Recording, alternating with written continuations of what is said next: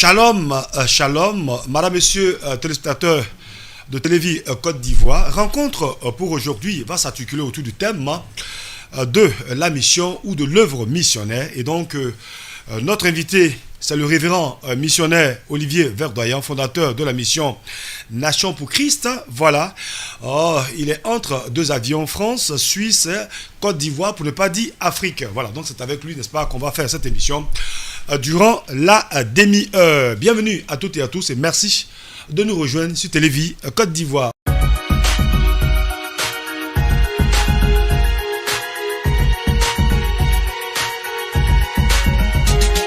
Homme de Dieu, shalom. Shalom, soyez bénis. Comment ça va? Ça va très bien par la grâce de Dieu. Allez, rencontre, je veux dire, c'est de permettre, n'est-ce pas, aux téléspectateurs de vous connaître, de connaître les serviteurs de Dieu d'ici et d'ailleurs. En tout cas, merci d'avoir accepté notre invitation. On sait que vous êtes très, très, très chargé. Mais bon, pour l'œuvre, n'est-ce pas, du Seigneur, vous avez accepté d'être ce jour avec nous. Avant toute chose, on va prier pour bénir ces instants, c'est possible? Bien sûr. Allons-y, révérend. Père, merci pour ce moment que tu permets. La Bible déclare que là où deux ou trois se réunissent, tu es au milieu d'eux. Sois avec nous, au nom de Jésus. Amen. Amen. Je l'ai dit, hein, vous êtes missionnaire, Olivier Verdoyan, c'est votre nom? Voilà. Oui. Ça fait un peu européen, là, Verdoyan. Oui. Surtout avec le thé, là, c'est pas... Mon nom, c'est Igba, voilà. Dans le micro Ok, désolé. Mon nom, c'est Igba. Mhm. Voilà, Igba.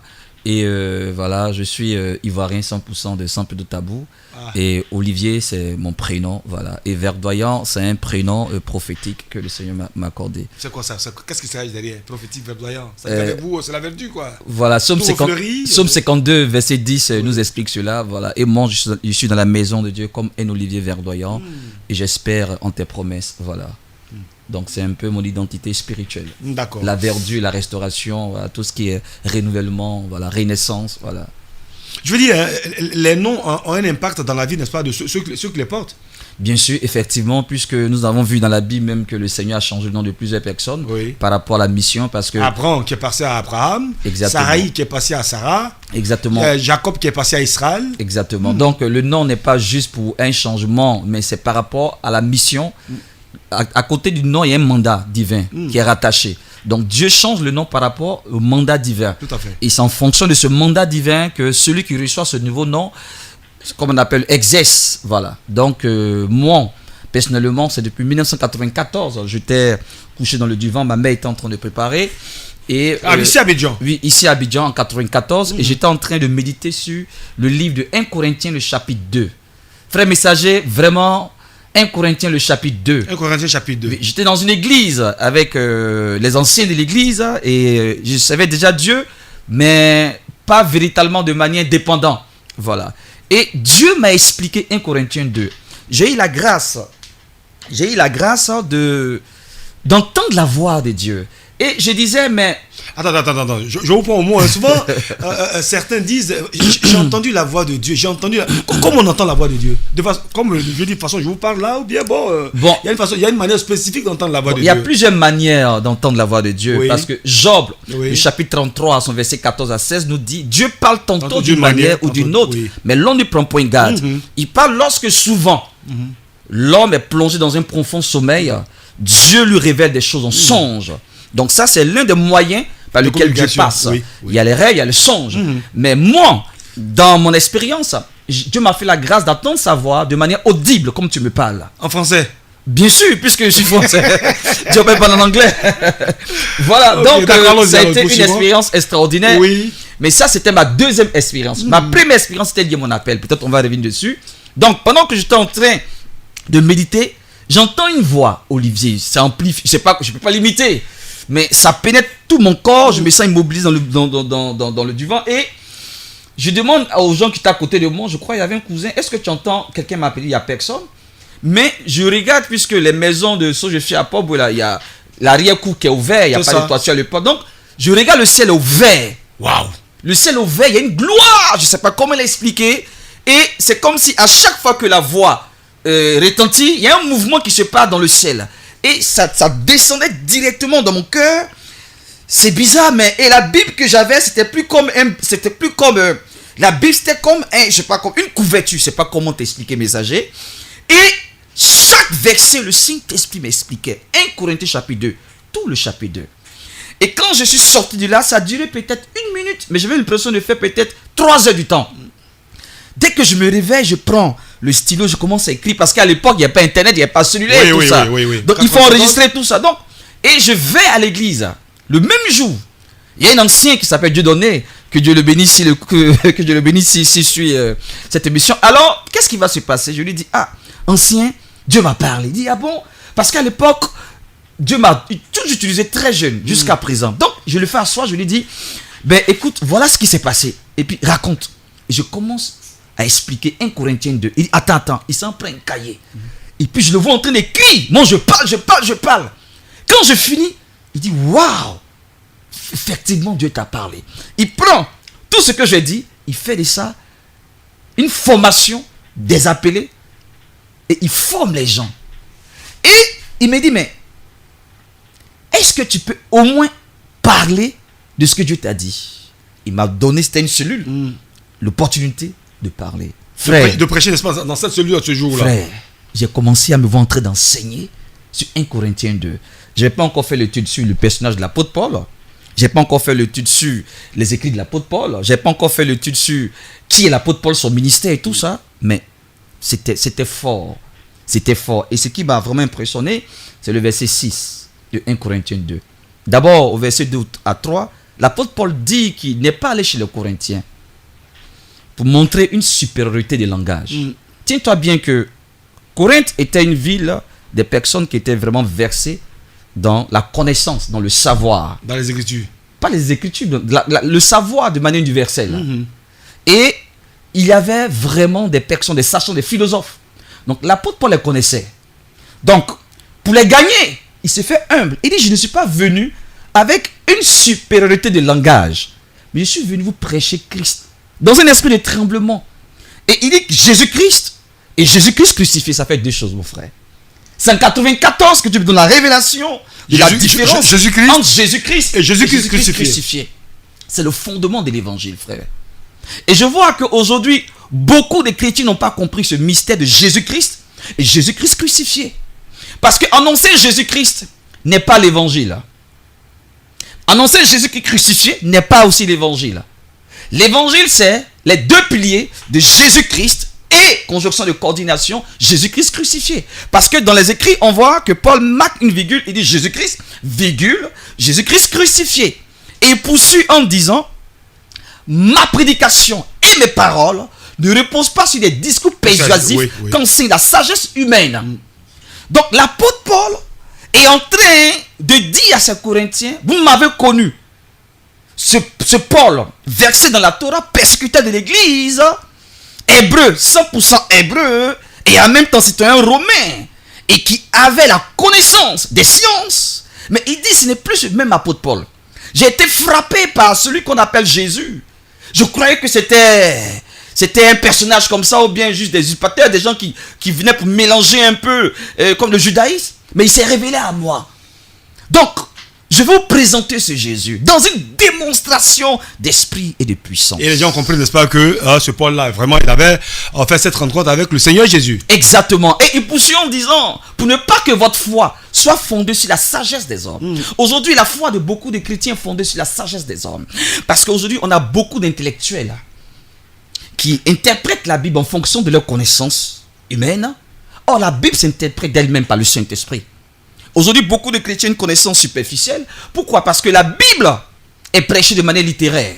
On ne rentre pas dans la profondeur. Donc, tout ce qu'on prêche, parce qu'aujourd'hui, il y a une tendance de coaching. Ce qui fait qu'aujourd'hui, les pasteurs, pour une visibilité, tombent dans le piège. J'ai connu un pasteur qui prêchait bien. Et à un moment, quand je le vois, il est devenu coacheur matrimonial. Pourquoi? Et on l'invite dans les plateaux de télé. J'ai dit, il cherche la visibilité. Il est sorti de son cadre. Pourquoi? Parce qu'aujourd'hui, Satan est en train d'agir. Il agit dans quel sens? Pour séduire. C'est le séducteur. Donc, il est là pour dérouter. Donc, aujourd'hui, il y a cette tendance de coaching. Et je dis aujourd'hui, je ne suis pas un coacheur. Parce que l'apôtre Paul était le meilleur coacheur, mais il n'a pas voulu s'inscrire dans ce canevas. Parce qu'aujourd'hui, la tendance de coaching n'existe pas aujourd'hui. Ce n'est pas aujourd'hui que ça existe. Il y a depuis longtemps que ça existe. Donc, Alors moi, Dieu m'a identifié au ministère de l'apôtre Paul. Et depuis mon appel 92, Jusqu'à ce jour. je prêche l'évangile dans toute sa puissance. Olivier Verdoyan, fondateur de la mission Nation pour Christ, hein, voilà, entre deux avions. Auparavant, on va dire, installé en Côte d'Ivoire. Bon, le Seigneur a fait la grâce à son serviteur d'aller, on va dire, un peu exercer le ministère en dehors des frontières africaines. Voilà, France, Europe et autres. Mais on revient encore au pays, n'est-ce pas? Bon, pour continuer la mission. Voilà, donc ça c'est juste planter le décor par rapport à l'appel. Exactement. Mais le témoignage, la rencontre avec le Seigneur, c'est parti comment, serviteur? Ok. Alors... Je sens que vous parlez avec beaucoup de maestria, beaucoup d'entrain, beaucoup de punch. Oui, bien sûr, parce qu'il m'a vu. Celui qui a vu le lion et celui qui a entendu parler du lion n'ont pas la même réaction. Exactement, je le dis, la femme qui a expérimenté l'accouchement et celle qui raconte l'accouchement de manière théorique, ah ben oui, c'est pas pareil. C'est pas pareil. Voilà, donc moi déjà, quand même, Dieu m'a rafraîchi la mémoire parce que je porte un nom, Doué dans mon ethnie qui signifie éléphant, donc j'ai la mémoire d'éléphant, donc souvent le Saint-Esprit me dit, il va vous rappeler toutes choses, mais Dieu m'a fait la grâce. Oui. En plus de ma mémoire qui est fertile, le Saint-Esprit aussi rajoute, donc je me rappelle, je crois que j'avais 10 ans ou 11 ans. On était déjà au collège. Je ne vais pas donner la date, sinon ils vont essayer de comparer mon âge. Mais il y a très longtemps de cela. Ben oui. Et j'étais avec des amis, ça s'est passé à Port-Boué. Et à chaque fois que je vois des rassemblements, que ce soit musulmans, des chrétiens dans la rue, je marque un arrêt. Je vérifie seul. Souvent, ça se passe dans la soirée vers 19h-20h. Et je regarde la lune, je regarde le ciel. Et je dis, ce monsieur-là, tôt ou tard, je vais le servir. C'est bizarre. Ce monsieur, lequel des messieurs? Je dis le Dieu. ciel. Ah, ok, Dieu. ok. Donc, je dis à mon ami, qui s'appelle Giovanni, c'est lui où il est, mon ami d'enfance. Je vais servir Dieu, toi, ton histoire. Mais Dieu m'a donné un talent de football. J'étais un grand footballeur. Donc tout Port-Boué. Quel poste? J'étais attaquant. Ah, yeah. J'étais attaquant. On a arrêté beaucoup de milliards. Hein? J'étais attaquant et tout Port-Boué m'a connu. On m'a donné un nom, Babi Compteur. Parce que quand je joue, j'aime pas échouer. J'aime marquer. Et il y a un signe que j'ai vu. Quand je joue, il y a la foule qui arrive. Et les gens commencent à remarquer. Mais quand tu joues beaucoup d'hommes, le terrain est plein. Donc mon nom, il a renommé déjà dans tout Port-Boué. Babi Compteur. Babi Compteur. Tout Port-Boué, c'est qui il est. Parce que je n'aimais pas perdre. Ça, c'est de 1. Deuxième signe, qu'est-ce qui va se passer? Lorsque les gens se bagarraient, comme Moïse, comme s'il était établi, je venais les séparer, je venais arrêter. Je donnais des conseils aux gens. Troisième signe, c'est mes amis qui ont remarqué ça. Lorsqu'on veut te faire du mal, quand tu ne sais pas, on veut te taper, quelque chose nous arrive et puis on trébuche. Donc moi, j'ai constaté, c'était comme un jeu pour moi. Il dit, vous ne pouvez pas me toucher. On dit, on va voir. Donc dans la discussion, quand tu veux me taper, je vois comme si quelqu'un les tape et puis ils sont en train de triper. Donc ça me faisait peur. On me disait que moi, j'étais un génie, mais j'avais un pouvoir. Déjà très jeune. Troisième signe. Quatrième signe, il y a une dame du nom de Germaine, que Dieu la bénisse. Je l'appelle comme ma mère parce qu'elle vendait du pain. À l'époque, le pain était à 30 francs, mais je sais pas, à 15 francs. Les pains condiments là? Non, le pain, le kiosque. Ah, ok, oui.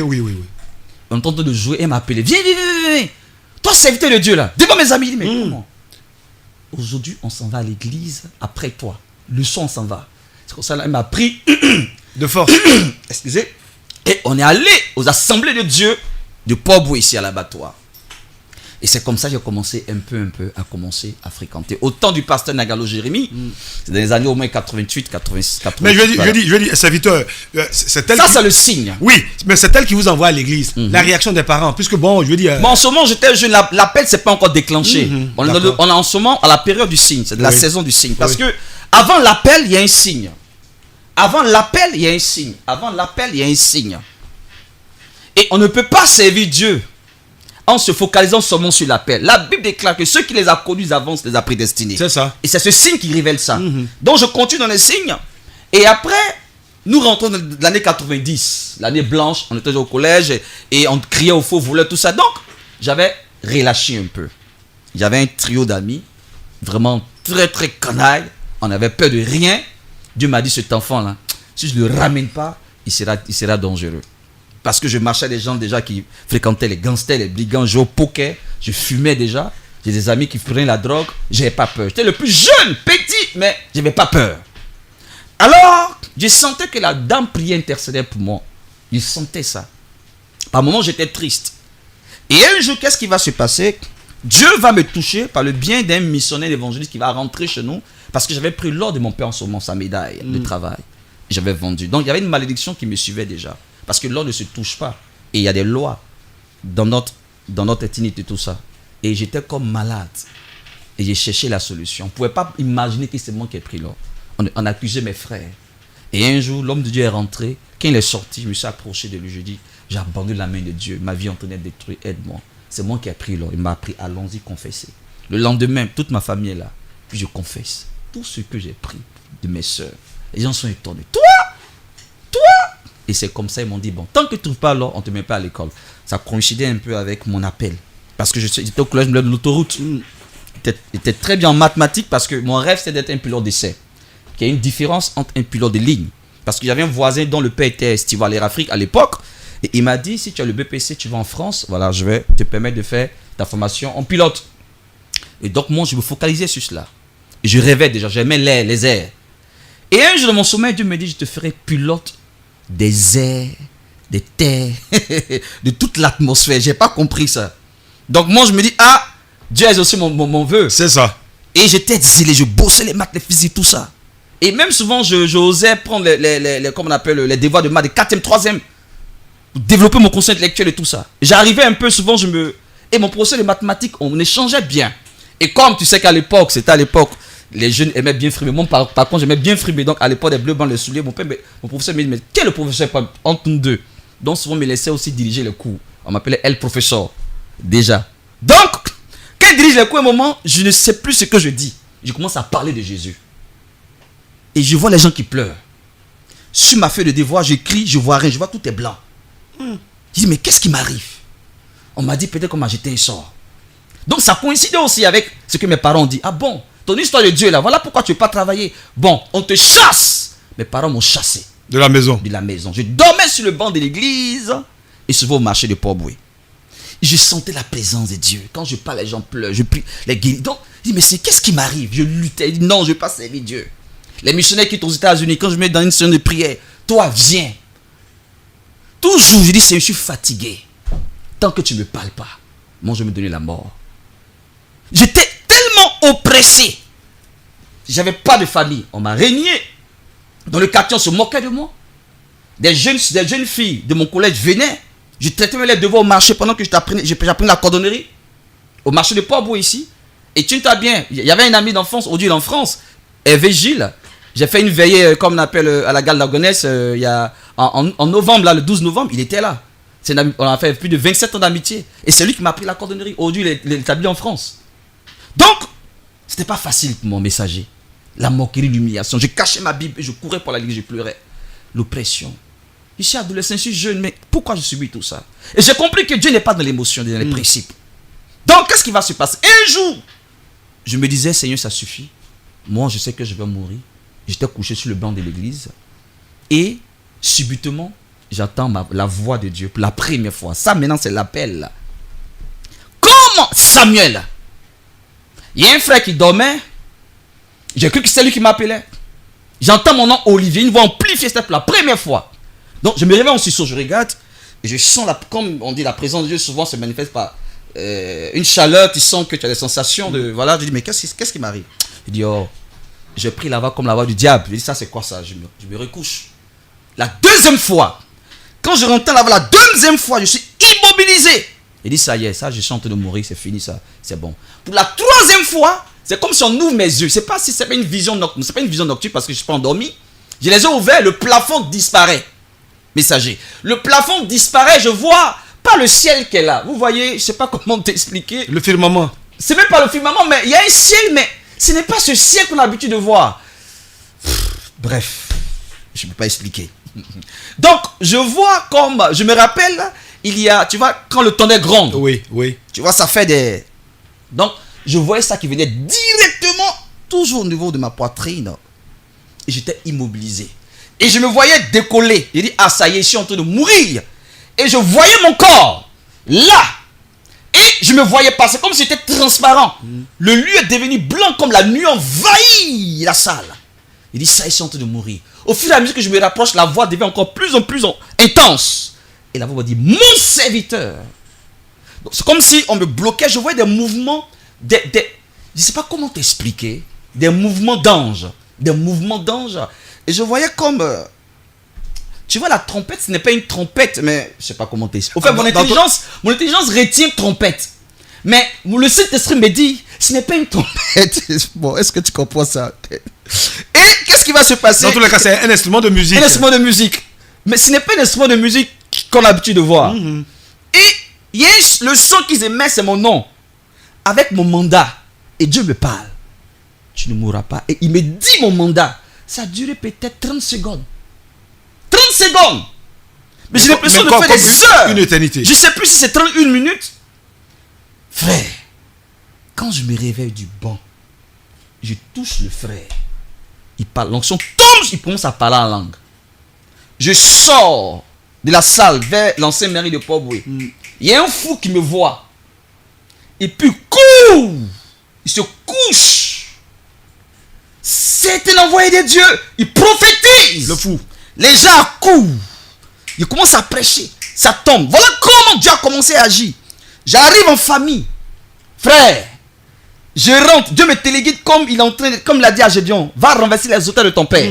Rentre dans la cuisine. Je vois des autels, des trucs bizarres. J'enlève. Je mets un brûlé. Et personne n'osait m'approcher. Voilà comment la puissance. J'avais comme l'impression que le monde était dans ma paume. La peur a disparu. L'angoisse a disparu. Il y avait une assurance, une sécurité. Il y avait une joie pas possible.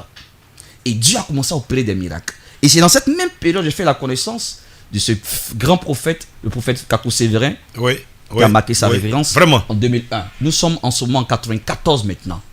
Et il y avait une cellule à Port-Boué où je prêchais. Et Dieu a commencé à opérer des miracles. Il y a une jeune fille qui a été guérie de la folie, qui a eu le bac à 16 ans à l'époque. Et il y avait mon cousin qui s'appelait Olivier. Sa mère venait demander, on venait demander après moi, après mon cousin, on dit le magicien ou bien le païen. On m'appelait le magicien. C'était mon surnom, le magicien. Tellement, je veux dire, le Seigneur, n'est-ce pas, vous utilisez à des choses extraordinaires. Les gens ne pouvaient pas comprendre cela. Et voilà comment l'appel s'est manifesté. Et moi, je dis à Dieu, je ne suis pas dans les discussions. Je veux voir ta main à l'œuvre. Moi, je voulais être pilote d'essai. Parce que les pilotes d'essai, c'est des personnes qui sont des experts, qui testent d'abord les avions. Oui. Tu comprends? Les avions commerciaux d'abord. Et quand ils finissent de valider, maintenant, on met ça en ligne. Voilà. Et ça, c'était ma vision. Et Dieu m'a dit, non, tu seras plus que ça. Et voilà comment j'ai dit au Seigneur, manifeste-toi dans ma vie. Ma nièce a été paralysée de manière mystique. Il l'a envoyé chez les christianistes dans beaucoup de coins. Rien.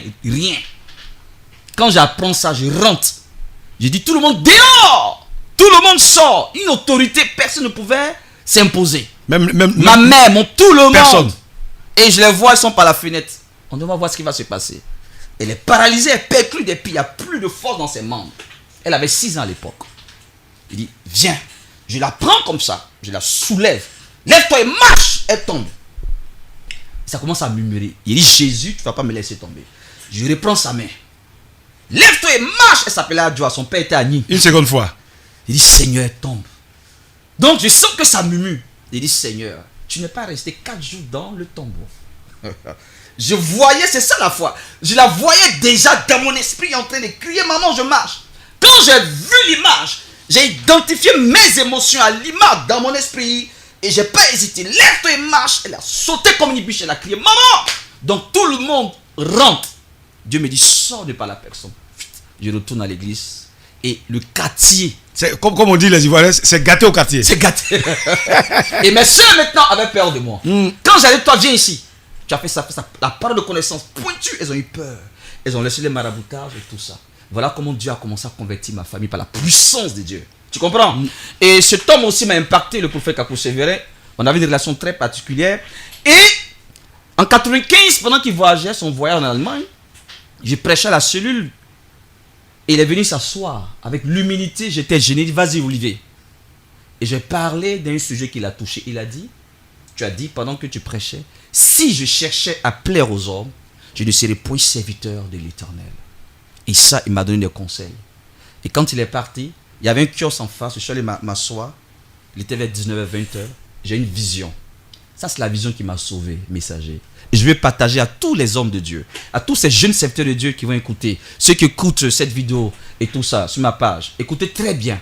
La vision, je suis dans une salle de conférence, comme un auditorium, une grande salle. Et c'était un programme comme une conférence internationale. Et il y avait des serviteurs de Dieu qui étaient en train de présenter. Et on présentait les gens. Il y avait comme un écran géant. Et il y avait l'orateur principal, c'était un jeune. Mais avant qu'on arrive au jeune, celui qui était avant lui, déjà la salle s'est levée pour crier. Tu vois comme Drogba marque au stade là. Wow. Et c'était des clameurs.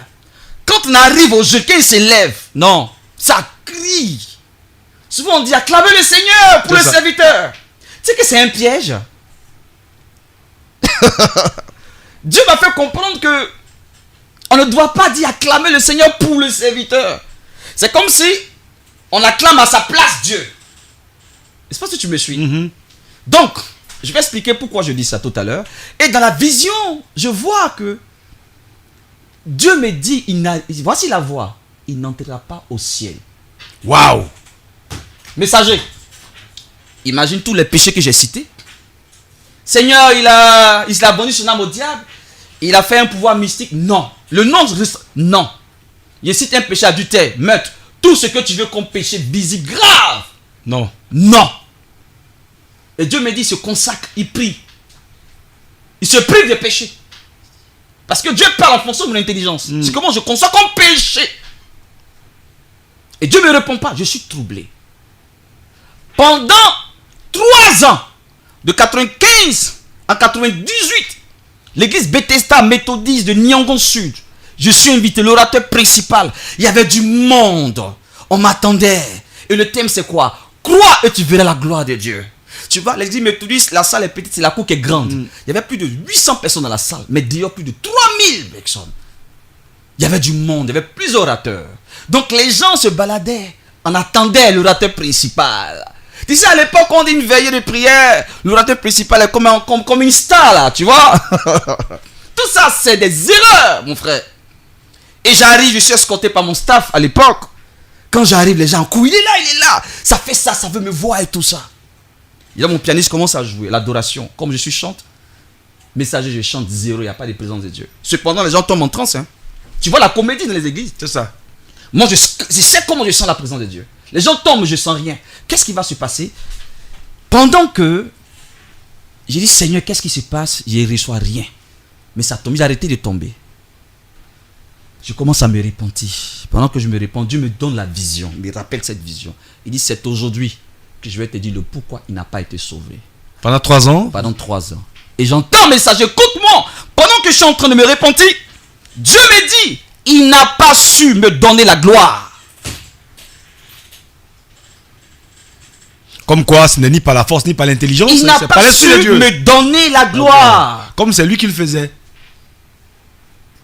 Seigneur, qu'est-ce que je fais là maintenant? Il dit, tu as de l'intelligence. Tous ceux-là sont là pour toi.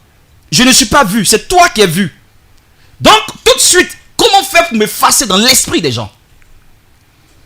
Alors, tout de suite, j'ai une inspiration. Je dis aux gens, commencez à prier pour les uns pour les autres. Je ne suis rien. Je commence à présenter le Seigneur. Il commence à disparaître. Et il y a une jeune fille qui avait 15 ans. Je me rappelle la part de connaissance comme c'était hier. Et un monsieur, on l'a jeté un sort. Elle avait une maladie du cerf. Et chaque année, le jour de son anniversaire, il avait des crises. C'était programmé pendant 10 ans de souffrance. Il allait mourir. C'était un adjoukourou de Dibromou. J'ai fait aussi des croisades là-bas à l'époque, à Dabou. Donc le monsieur est venu. Et j'ai dit, qui a son enfant qui a 15 ans? Ils ont emmené une jeune fille. Il dit, tu vois, le jour où tu as eu ton mal, la jeune fille est née. C'est elle qui va prier pour toi. C'est elle qui va prier pour toi. La jeune fille a commencé à prier. Au nom de Jésus de Nazareth, elle m'imitait, ça riait. Le monsieur est tombé. Quand il s'est réveillé, il n'a plus sorti de douleur. Waouh, comme ça à clamer. Il dit, toi, viens prier. Voilà comment ils ont commencé à prier pour les uns pour les autres. De 2h à 4h30. Frère, à 4h35 que je fuis, les gens ont commencé à prier. On a oublié verdoyant. Voilà comment Dieu m'a appris à comment lui donner la gloire. Depuis ce jour, j'ai peur de la foule. J'ai peur des compliments. J'ai peur. Et ça, c'est les chrétiens. Je termine pour dire que c'était le piège que les femmes ont créé entre Saül et David. Ils ont dit David a tué 10 000. Et David a tué 2 000, Saül a tué 1000. Ça crée l'animosité. Bref, pour te dire que ça m'a sauvé. Je dis à tous les jeunes serviteurs de Dieu, je suis contre. Et ça, j'assume. Désolé, je suis contre. Tu me connais pour mon franc-parler. C'est mon expérience que j'explique. Je suis contre de cette histoire d'honorer les hommes de Dieu avec des trônes. Ils ont leurs trônes dans les églises. D'autres ont les images même. Tout ça, c'est anti-biblique. Tout ça, c'est contre la loi spirituelle. Aujourd'hui, il y a le culte de la personnalité dans les églises. On impose aux fidèles d'adorer même les hommes de Dieu, entre guillemets. Je ne suis pas contre le respect de l'autorité, mais quand ça va plus loin, quand ça fait disparaître l'honneur et la gloire de Dieu, il y a un piège derrière. Tout à fait. Voilà, allez. Oh là là, je sens qu'il y a tellement de choses à dire. Non, il y a trop, messager. Dieu nous a préparé, ce n'est pas pour rien. Et il y a eu un temps, pour terminer, il y a eu un temps de cachette. N'est-ce pas? Dieu m'a caché. Il y a un temps également aussi pour se révéler. De 2008 jusqu'en 2014. C'était mon temps de silence. D'accord. Chers téléspectateurs de rencontre, voilà. Ah, l'émission Olivier Verdoyen était notre invité. Je sais que vous dites, mais non, mais messager, on peut quoi? Non, mais bah, écoutez, c'est certainement qu'on va se retrouver. Homme de Bien Dieu, sûr, allez, mot de fin. Bon, mot de fin. fin. Là là. Allons-y, mot de fin. On va se retrouver. Bon, mot de fin, je veux simplement dire merci au Seigneur. Oui. Et dire à tous les jeunes serviteurs, toutes les personnes qui aimeraient vraiment servir le Seigneur. Parce que la mission est une chose très noble. Tout à fait. Mais il faut avoir des bonnes intentions. On ne sait pas Dieu pour de l'argent. On ne sait pas Dieu pour l'autorité. On ne sait pas Dieu pour se faire voir. On sait Dieu dans le sang du sacrifice. Parce qu'il a dit dans Psaume, servez-moi avec crainte et réjouissez-vous avec tremblement. Voici mon mot de fin. Ok, allez, si on veut vous joindre... Mon téléphone, c'est le 2 fois... Plus 225. Voilà, plus 225. D'accord. 05 05 12 34 90. Voilà. Et ma page officielle, c'est MNC Sentinelle. Ma page officielle Facebook. On va refermer la porte, n'est-ce pas, de cette émission. Le missionnaire Olivier Verdoyen, fondateur de la mission Nation pour Christ, en abrégé MCN, n'est-ce pas, était notre invité. Voilà, vous avez appris, cher téléspectateur de Télévis Côte d'Ivoire, à connaître nos serviteurs. Voilà, notre invité, pardon, j'allais dire. Ne vous en faites pas, ne vous en faites pas. Je sais qu'il y a tellement de choses à développer, mais bon, certainement le Seigneur permettra qu'on se retrouve encore dans le cadre de rencontres pour d'autres aventures. Allez, merci de nous avoir suivis. Merci à toute l'équipe de production. Le messager, c'est moi. On se retrouve très bientôt sur Télévis. Que la paix et la grâce du Seigneur vous accompagnent. À très bientôt. Shalom.